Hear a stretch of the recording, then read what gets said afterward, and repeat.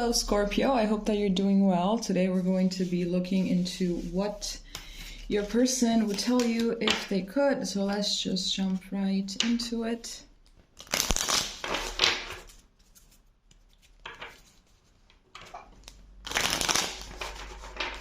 Okay, what would Scorpio's person tell them if they could?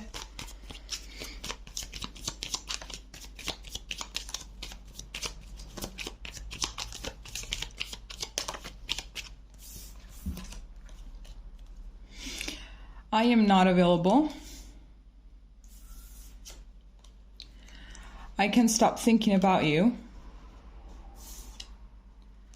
The timing just wasn't right for us.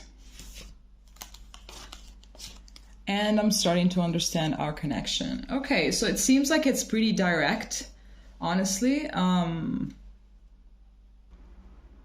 sorry, I just had to adjust the camera because I had no room for the other cards.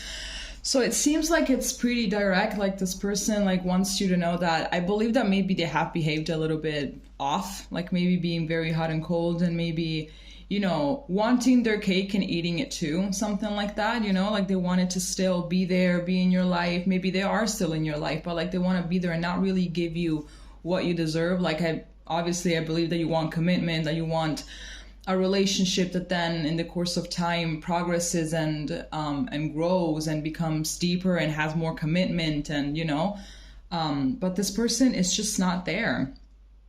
I believe that they're not available more because maybe they are very afraid of, you know, dealing with feelings.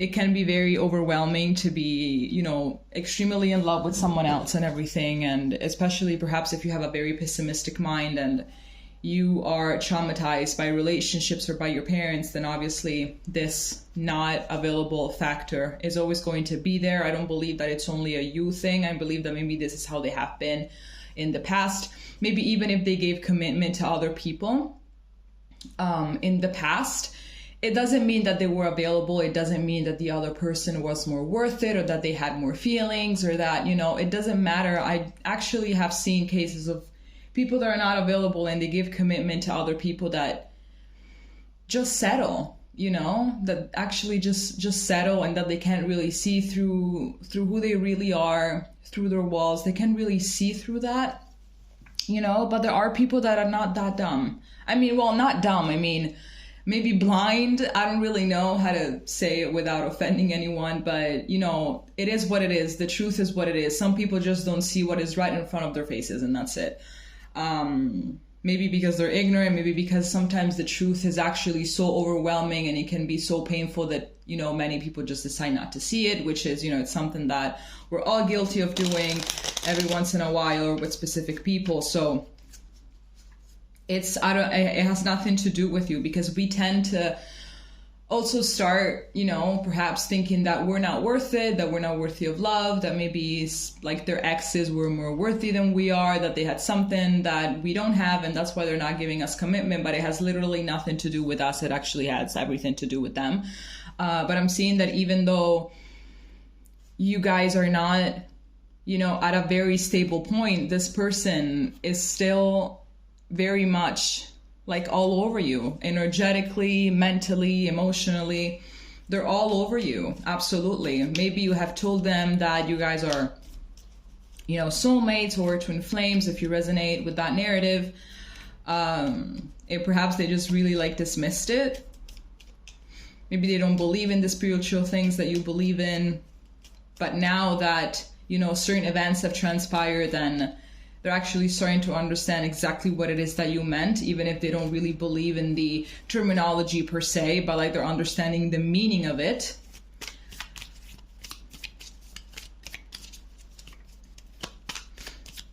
Let's see what else they would tell you.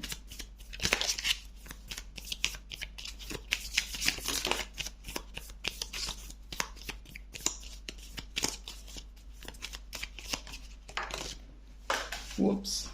Okay, so here we have not enough, frustrated in relationship, lack of confidence, self-sabotage, fear, ego issue, jealousy. Girl with a snake, empath and narcissist paradigm, being charmed or used, enable boundaries. And here we have the dragonfly, be lighthearted, finding out things coming to light, adapt, change, and heal. And then we have stabbed in the back, heartbreak, pain, separation, deception, and shocking attack. So yeah, it could be that this person maybe either, well, definitely I feel like there is some narcissistic things to this person. Like, you know, like they know exactly that maybe they can't really give you what it is that you want, that they cannot really show up in a way that you want and in the way that it would be rightful to show up. But they still managed and they still want to be part of your life. But that's more because, like, knowing exactly that most likely it could hurt you, you know, but they have their own emotional voids to fulfill. They have their own desires to fulfill because they want their, you know, they want the cake and they want to eat it too, if that is the saying, if that's how the saying goes. If it isn't, you know exactly what I'm talking about. So, yeah, no harm there.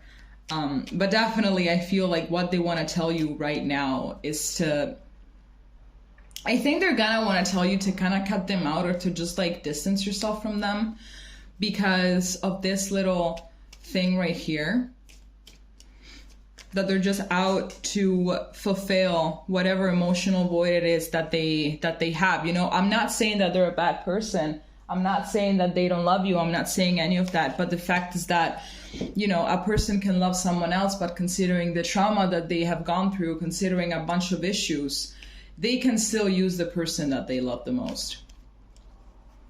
And that is a very sad reality, but like many contradicting truths can coexist, and this is one of them. It could be as well that there has been like a third-party situation here with the stabbed in the back card. It could be that that is something that you found out about, that maybe they were flirting with someone else. Maybe if they were not like actively physically cheating, but like perhaps you found out some messages or something. You found out that they were trying to flirt with someone in particular. And I believe that what they want to tell you is not that it has anything to do with you. They're just not available. They're just not there. You know, they're not there. I believe that this person needs multiple resources in order to fill their needs. They need multiple validation suppliers, if that's how we can call them. And it has absolutely nothing to do with you. But this person, from their highest form of self, they really want you to heal, and they really want you to see things for how they are, even if they hurt at the end of the day. I believe that they know from a higher self perspective that they're making you feel a little bit insecure because of how they're acting. But it's like, it's not you, it's me. I'm super wounded. I'm not healed at all. Hurt people. That's how it is. Let's see what else we can get.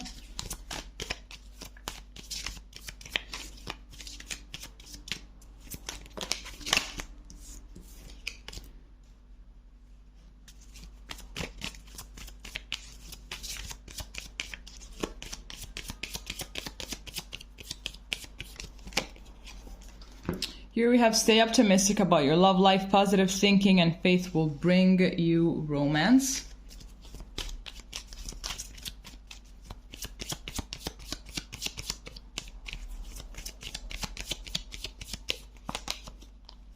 Here we have religious factors. Your love life is influenced by your religious upbringing and spiritual path.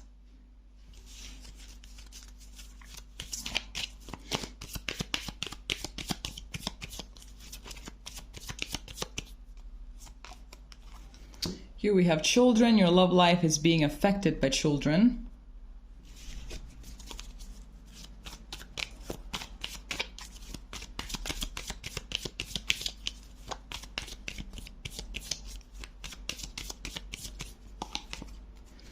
And here we have keep an open mind. Your soulmate may differ from your usual type and expectations. So what I'm seeing here is absolutely perhaps with all of the things that transpired, I believe that you thought that you were going to stay with this person for a very long time, and it's like, okay, this is it, this is my person, I'm gonna stay with them, I'm gonna be with them, you know, perhaps because of all of the things that you guys had in common, because of how intense the connection has been. So now it's like, okay, if it's not this person, then who is it? Who could it possibly be if not this person, you know? Like, there's so many things that we have in common, we shared so many things, like, who could I be with if not them, or something like that, right? But I'm definitely sensing that there is someone else out there, and you're just gonna have to keep, yeah, you have to stay optimistic, basically. You have to remain open, even if it's very complicated to do, especially when you've been hurt over and over again. It's a very hard thing to do, but unfortunately, that is also part of our collective spiritual lesson, to remain open and to remain faithful. Regarding this religious factors thing, it could be that there is a religious factor in this. It could be that you guys have different views regarding religion. You're from two different religions, like completely opposite things, and it could be that perhaps you got into really heated debates regarding it, and you know, some ideas that the other person had was like so absurd in both of your minds that it kind of made you lose respect for one another or something like that.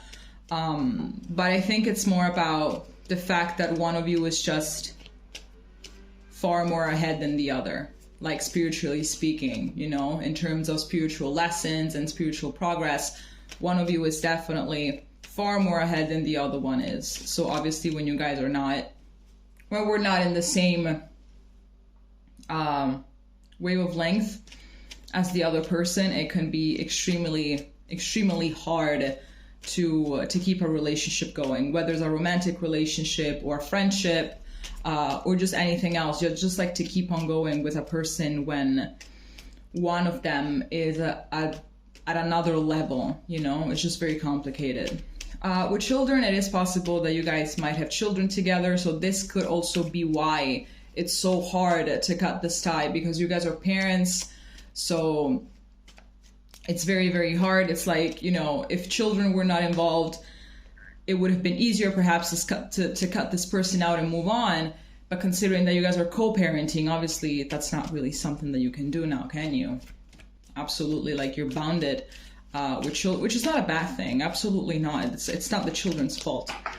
Not by a long shot. It's the children's fault. Okay, let's see. But like absolutely, if you guys don't have children, or if you guys even do have children, if you guys have children, I think that in spite of everything that happened, they really want to tell you that you are like a very good parent, and that they couldn't really have picked a better parent for their offspring. And if you guys don't have children, I believe that it's something that either you guys talked about often and that they're still thinking about, or that they really did see you at some point as you were going to be the parent of their future children.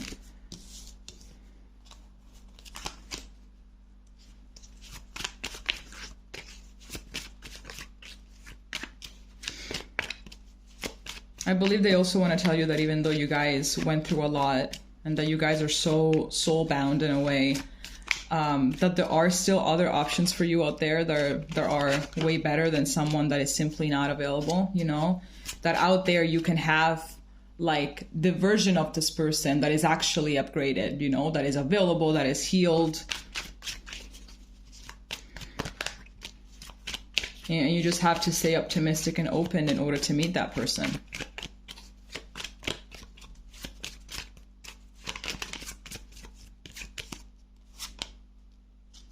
Okay, so here we have the Emperor.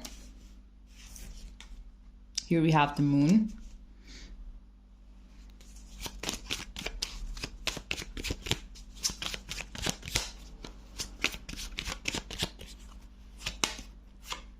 Here we have the Queen of Swords.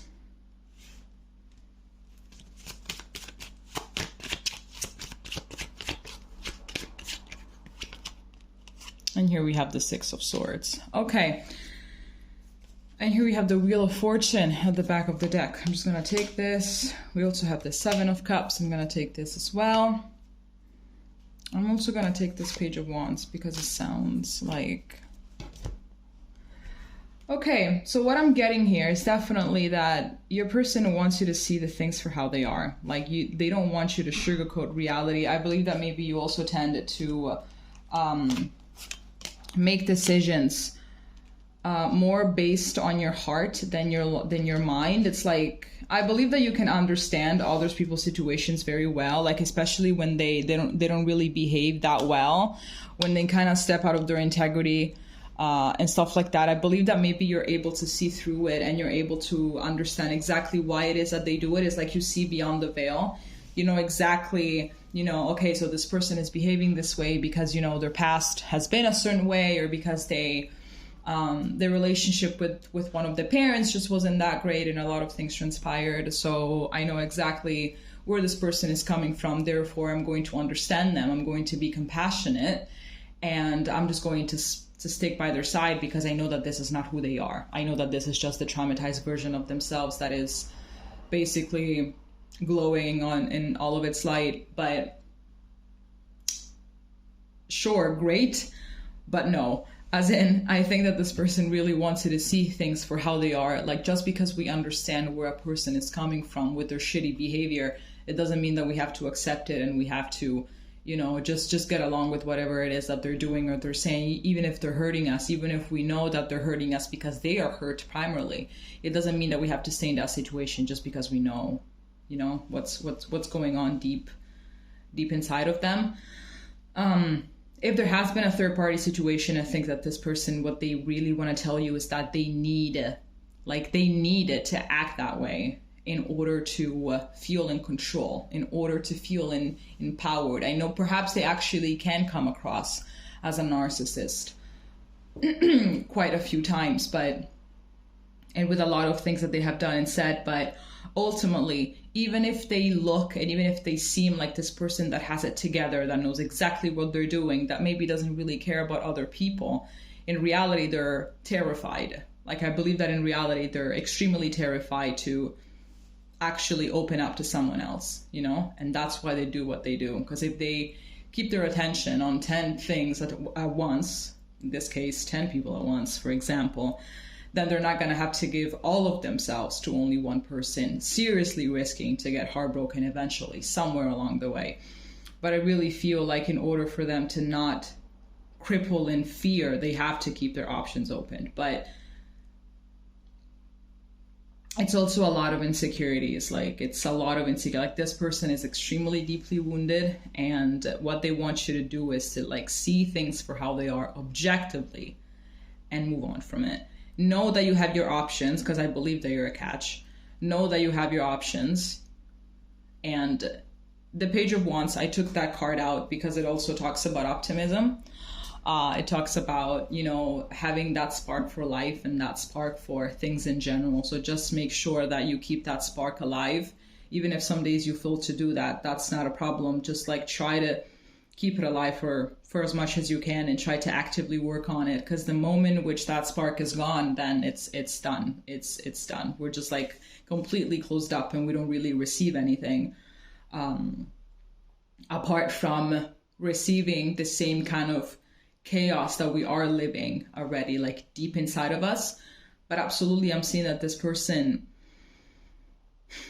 is kind of asking you to move on, I think, with the Six of Swords, or better, to see things objectively and make the actual right decision, which would be to leave this situation behind. And we can love people from a distance, absolutely. But I'm seeing that if you manage to understand that you have your options open, to keep that spark for life and to see things objectively and to start thinking a little bit more with your brain and leaving your heart alone for a while, then definitely you're going to be able to completely modify your love life for the better, okay? All right, this is all that I have for you. If it made sense, please leave a comment, and we're going to be seeing each other next time, okay? Bye-bye.